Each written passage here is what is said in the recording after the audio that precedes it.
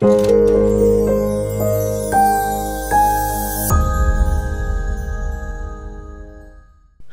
les épisodes précédents, notre voyage le long de l'Orbe nous a menés depuis sa source au lac des Rousses, à travers la Petite Laponie, et nous a accompagnés le long du lac de Joux et du lac Brenay. Une partie des eaux de l'Orbe s'infiltre mystérieusement pour ressurgir aux grottes de Valorbe. Mais il y a un autre chemin tout aussi fascinant, celui de la prise d'eau de la Torna. Captant une partie des eaux, elle les conduit à travers un tunnel historique construit aux alentours de 1900 avant de les relâcher dans des tuyaux spectaculairement alignés le long de la montagne. Eh, mais c'est quoi ces tuyaux? Ben attends, regardez ça, approche-toi un petit peu. Et ça monte. Oh, moi je me pose. Alors, oui, ben c'est la dénivelée. Donc là, épisode 1, quand on est au bout du lac Brenay, on a la perte, celle qui est aménagée, donc pas les pertes naturelles. Hein. Oui. Vitesse, c'est de l'énergie. Donc l'eau, elle doit couler, elle doit aller vite. Et puis, elle fait tourner la turbine. Ça vient depuis le lac? Ça vient du lac Brenay. Ah ouais. 200 à 250 mètres, ce n'est pas une chute au sens cascade, mais énergétiquement, c'est à peu près pareil de faire descendre l'eau le long d'un tuyau ou de la faire tomber en cascade. C'est pas comme ça? C'est moins spectaculaire, mais ça fait très bien tourner les turbines, même mieux. D'accord. Voilà. Et donc, au bout de ça, il y a des turbines? Alors là derrière, dans le bâtiment qui est là-bas bâtiment, derrière, il y a les turbines. Mais tu vois, ça fait quand même, ouais, ça fait de belles chutes là. Donc beaucoup de vitesse. Ouais. Est-ce qu'on peut aller voir les turbines alors? Alors, je ne sais pas si on peut aller dans l'usine, j'en sais rien. Hein. Mais peut-être qu'on peut les guigner, je ne sais pas. Viens, on va voir. Alors, la suite du tuyau. Ah, voilà. Ouais, ben ça rentre dans l'usine. Et pourquoi il y a une réduction comme ça? Bon, pour moi, réduction de diamètre, ça veut dire augmentation de vitesse ou augmentation de pression selon le type de turbine. Mais ce que je ne comprends pas très bien, c'est pourquoi ils rentrent avec un coude dans leur usine. Ouais. Parce que c'est des contraintes, je ne sais pas. Et là-dedans, ils produisent de l'électricité? Ben voilà, on transforme de la chute d'eau en énergie électrique. D'accord. Inaugurée en 1903 et modernisée en 1947 et 1987, la centrale de la dernière régule les eaux des lacs de Joux et Brenay et produit de l'électricité, ajustant sa production selon les ressources en eau disponibles. Alors ça doit être un vestige de l'installation parce que sinon elle ne serait pas là. Très beau. Oui, elle n'est pas. Ah ben elle a mon âge cette turbine, ouh là là. Bon, c'est du vieux, hein. Ah oui. 240 mètres, ça correspond à ce qu'il y a ici comme dénivelé. Donc ça doit sûrement être une turbine qui a fonctionné ici. Alors j'ai tout oublié de mes études là-dessus. On m'expliquait comment ça marchait. J'en dis rien. J'aime bien aller voir la rivière.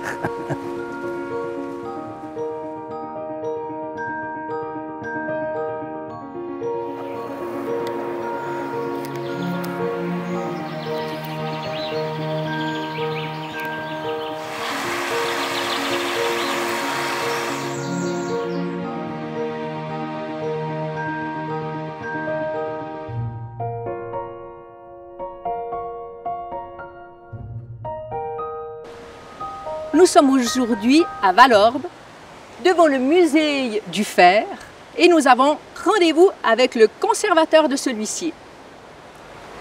Bonjour. Est-ce que vous pouvez vous présenter? Je suis Kylian Rostichelli et je suis le conservateur du musée du fer et du chemin de fer de Valorbe. Nous faisons donc un reportage sur l'Orbe. Est-ce que vous pouvez déjà nous parler des premiers droits d'eau qu'il y a eu avec l'Orbe? Alors effectivement, l'industrie métallurgique et sidérurgique va se développer à Valorbe à partir du XIIIe siècle, grâce à trois matières premières, le minerai de fer, le bois des forêts pour le charbon et l'eau de l'Orbe. Et il faut obtenir un droit d'eau pour pouvoir l'exploiter. En 1499, il y a 7 usines hydrauliques utiles au travail du fer à Valorbe. Et ces forgerons ont donc obtenu des droits d'eau à différentes époques pour exploiter. Et c'est notamment le cas derrière nous. Plusieurs familles ici ont eu le droit d'exploiter l'eau de l'Orbe, donc de la dévier carrément pour creuser ce canal en 1495. Canal qui est une des forces ouvrières de ce quartier ici aux Grandes Forges de Valorbe. Et puis aujourd'hui, on compte encore combien de roues en activité? Alors aujourd'hui, il y a 6 roues qui tournent encore. La roue en fer derrière moi date des années 50. Donc, elle a fonctionné avec les derniers forgerons qui ont travaillé ici, la famille Viotti. elles actionnent toutes des mécanismes, dont 2 font tourner vraiment encore des machines de forge.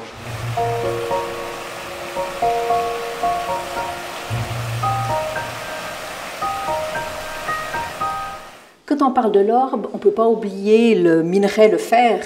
Qu'est-ce qu'il en reste aujourd'hui?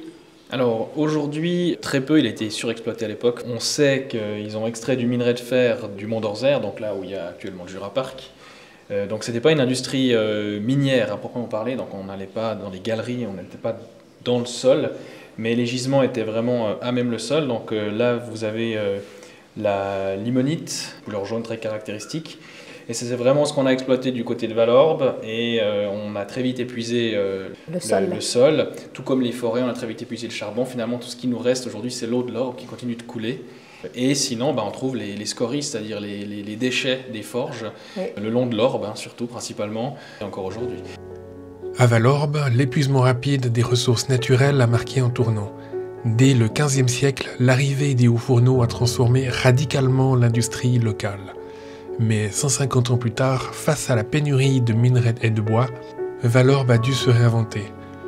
La ville s'est alors tournée vers la fabrication de lime, exploitant son savoir-faire métallurgique ancestral pour répondre à la demande croissante d'outils de précision de l'industrie horlogère alors en plein essor. Cette transition a non seulement préservé l'héritage industriel de Valorbe, mais a également positionné la ville comme un centre d'excellence dans la fabrication d'outils spécialisés. L'arrivée du chemin de fer en 1870 a accéléré aussi les exportations horlogère et toute autre exportation dans la région de Valorbe.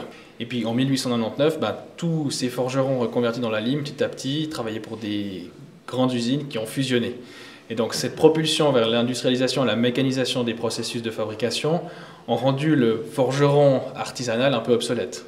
Et puis il y a eu aussi le grand incendie de Valorbe à la fin du 19e siècle, qui a fait que quand on a reconstruit Valorbe, on n'a pas forcément reconstruit des forges parce qu'il y avait déjà les usines qui étaient en activité. Et donc forcément, on est allé vers une forme de rationalisation du travail. Et les dernières forges qui ont été en activité, c'est dans ce bâtiment. Et ça explique aussi pourquoi il y a un musée. Et vraiment, tout au cours du XXe siècle, il y a de moins en moins de forgerons à Valorbe pour arriver aux derniers forgerons dans les années 60 qui travaillaient ici.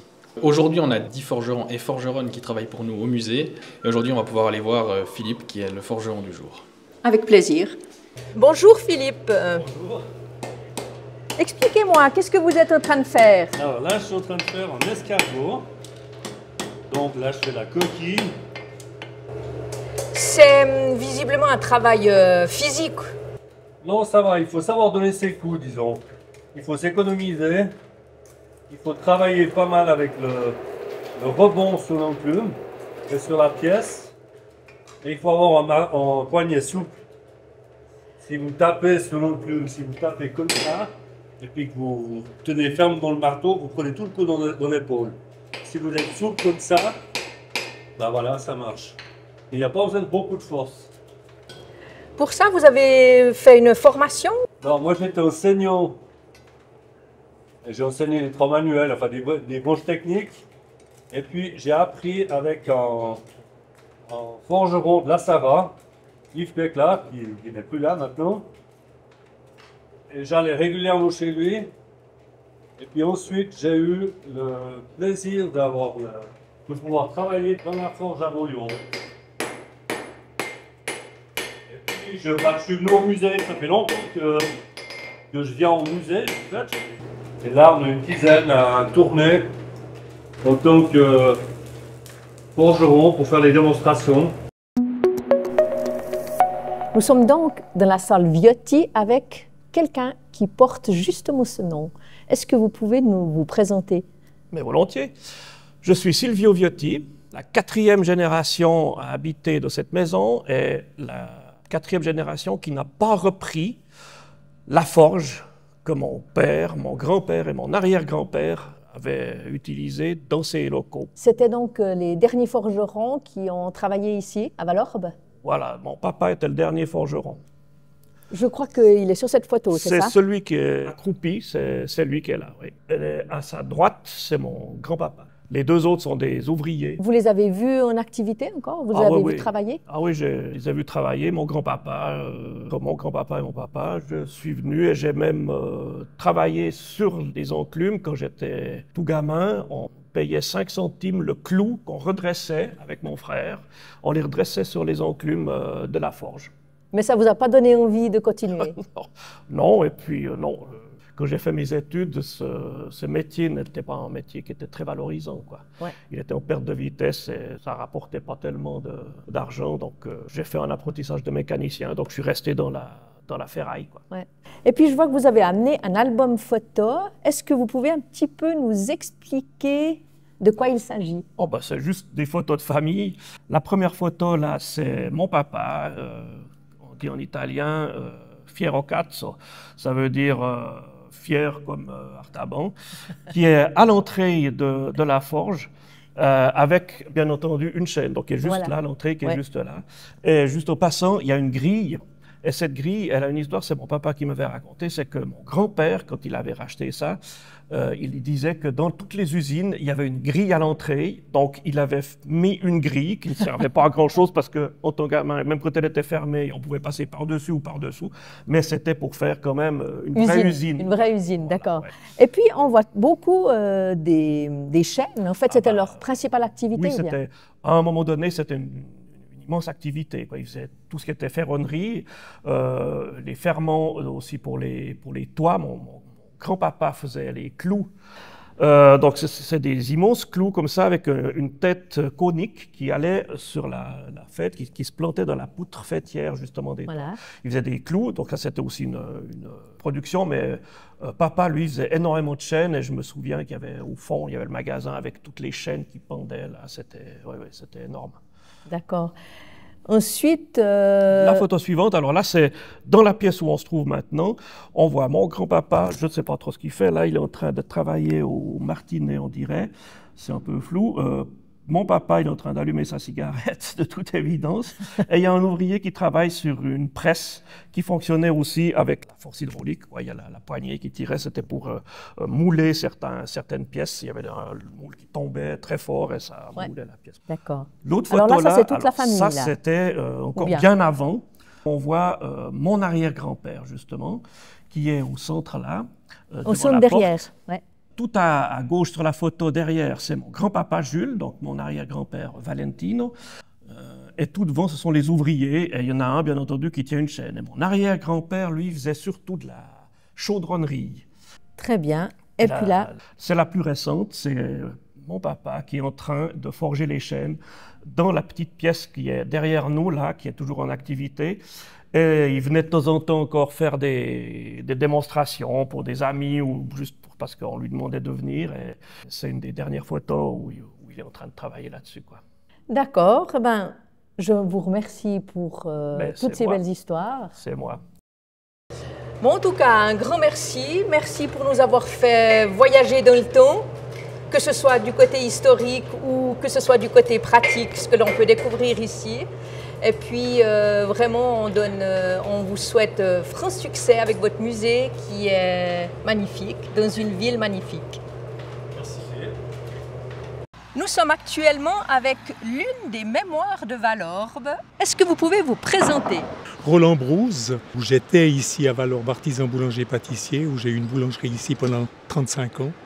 Et maintenant, depuis 8 ans, je suis à la retraite. En tant que mémoire de Valorbe, est-ce que vous pouvez nous expliquer quelle est l'origine du mot Valorbe?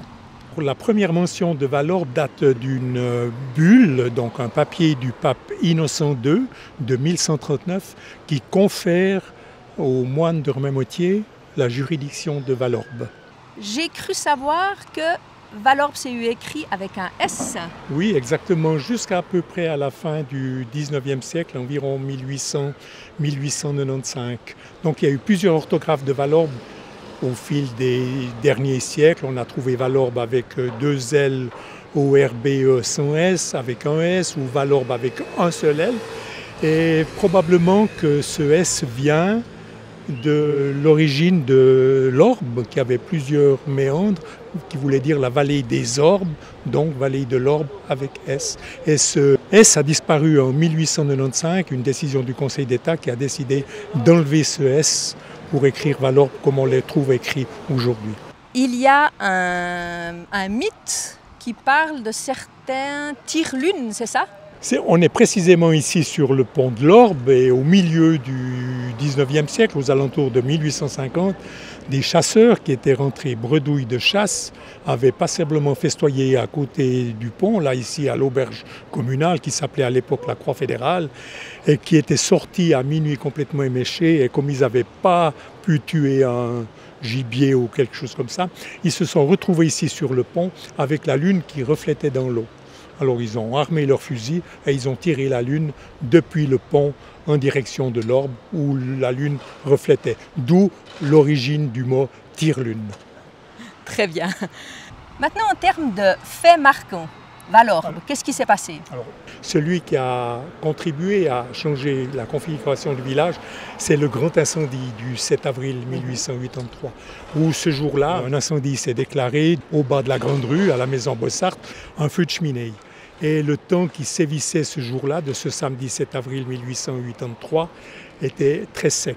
Et ça fait qu'une forte bise qui régnait dans la région ont emporté toutes les petites flamèches et qui se sont déversées sur tous les toits des maisons le long de la Grande Rue et jusqu'à la rue du Faubourg. Et de ce fait, Valorbe s'est embrasé d'un coup en une demi-heure. Et puis, il a fallu beaucoup de temps pour reconstruire toute cette rue? Oui, pratiquement le samedi matin, tout a été anéanti, 100 maisons brûlées, plus de 1000 personnes sans abri. Et il a fallu immédiatement se mettre au travail. C'est pour ça qu'on voit des maisons encore dans la Grande Rue marquées 1883 ou 1884. Pratiquement en une année, Valorbe a été reconstruit dans la configuration qu'on trouve aujourd'hui. Ils ont trouvé une main-d'œuvre qui était de l'endroit ou bien ils ont fait venir des gens d'ailleurs? Oui, surtout des Italiens. Ils étaient déjà venus auparavant, ces mêmes Italiens, construire le viaduc en 1870 et ces mêmes personnes étaient là aussi pour prêter main forte pour la reconstruction du village. Maintenant, il y a le train. Est-ce que vous pouvez nous parler un petit peu de son origine? Oui, alors on a plusieurs trains qui passent à Valorbe. Alors le premier train arrivé à Valorbe le 2 juillet 1870, qui assurait la liaison de Lausanne à Valorbe. Plus tard, en 1875, qui a fait la continuité pour aller sur Paris.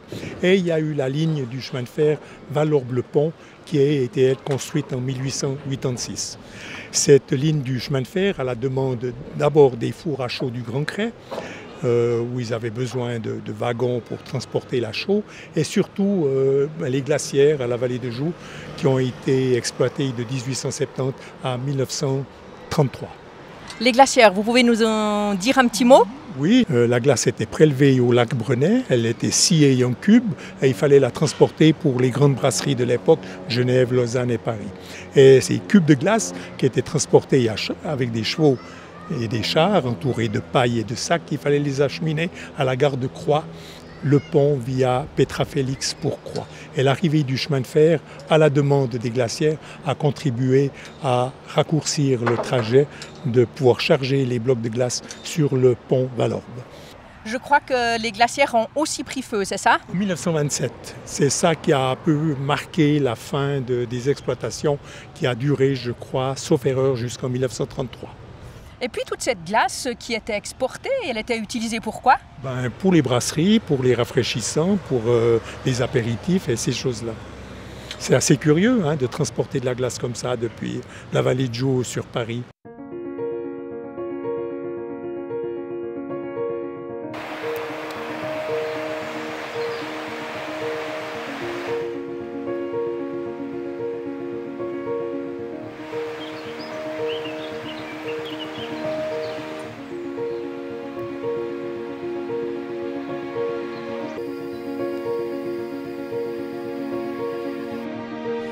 Alors tu vois que c'est depuis ici que l'équipe avec M. Briot ont sauté. Ça se passe là. Ils font leur pendule là, d'accord, ben c'est bien. Un saut Il y en a pour tous les goûts. Voilà, ça doit être là le départ. Tac. Par-dessus. Nous sommes sur le viaduc du Day et nous avons rendez-vous avec Alison et Philippe Briot pour un saut pendulaire. Bonjour Alison. Bonjour. Alors c'est le grand jour aujourd'hui. Oui, j'attendais. Tu te sens comment? Ah ben là, en plus il fait beau, j'ai hâte. Ça va être vraiment cool. D'accord. Et puis là, c'est quoi? Que de l'excitation, un peu d'appréhension? Tu te sens comment? Je sais pas, bon, on peut se dire un peu d'appréhension parce qu'on dit faut quand même sauter du pont finalement. Mais après, je suis aussi excitée, j'ai vraiment hâte d'essayer. Je suis sûre que je vais remonter, je vais dire c'était trop court. D'accord. Ben écoute, on va te suivre et on va voir comment ça se passe pour toi.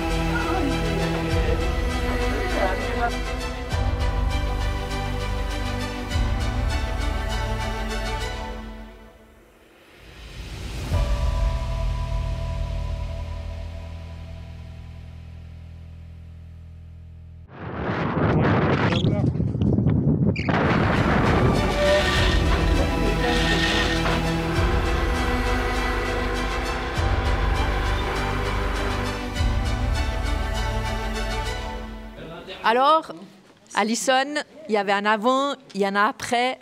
Ah ben c'était trop bien, hein. Moi je referais. Hein.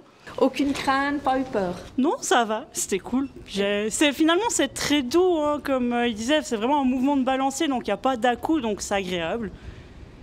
Et puis, tu as eu un petit shoot d'adrénaline ou bien comment? Oui, quand même, c'est quand même impressionnant de se lancer en avant, peut-être la première dans le vide, mais c'était très bien. D'accord, en tout cas merci de ton courage, de ton explosivité durant le saut. C'était magnifique en tout cas. Alors Philippe, on avait l'habitude de te voir dans les airs. Qu'est-ce que tu fais ici? J'ai eu l'idée il y a, je pense, 20 ans, 30 ans de cela, de faire quelque chose de différent. Donc j'ai fait le saut pendulaire. C'est le principe d'une balançoire. Sauf que c'est une balançoire spéciale où tu te jettes d'un pont ou d'un viaduc d'une certaine hauteur. Et c'est assez impressionnant.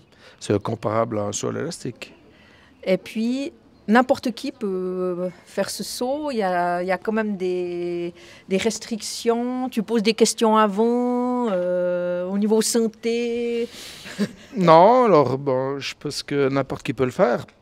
Par contre, n'importe qui ne va pas le faire. Parce que tout d'un coup, il y en a... pour rien au monde, il ferait ça. Ouais. Ça, c'est possible. C'est qu'un état d'esprit. Il faut aimer se faire peur et puis explorer des limites que tu ne connais pas bien, quoi. Bonsoir les filles. Bonsoir. Alors, ça y est, c'est fait. Vous avez fait le grand saut? Oui. Allez, vos impressions, comme ça à chaud. Moi, j'avais peur au début, mais après, c'était fantastique. Inoubliable. Peut-être on refera. Ah, d'accord. Et toi?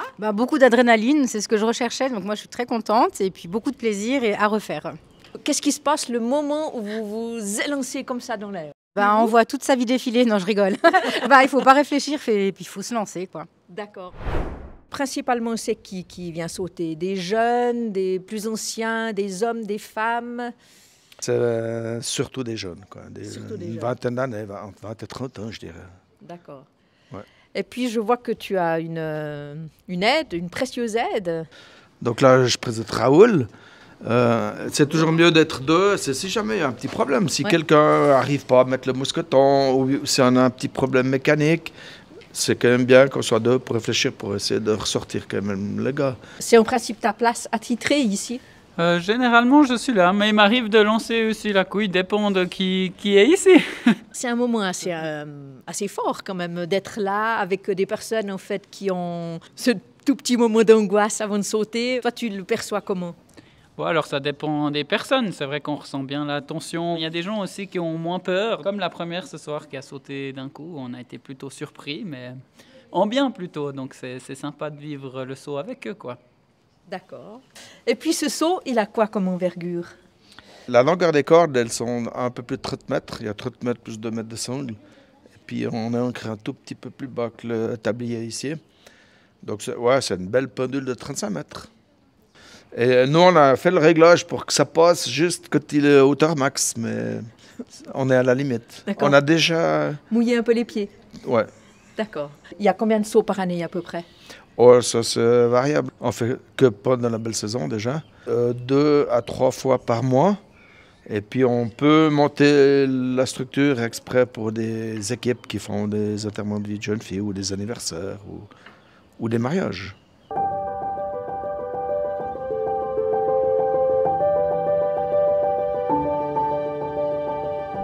J'espère que ce saut vous a plu, mais que surtout il vous a donné l'envie de l'essayer.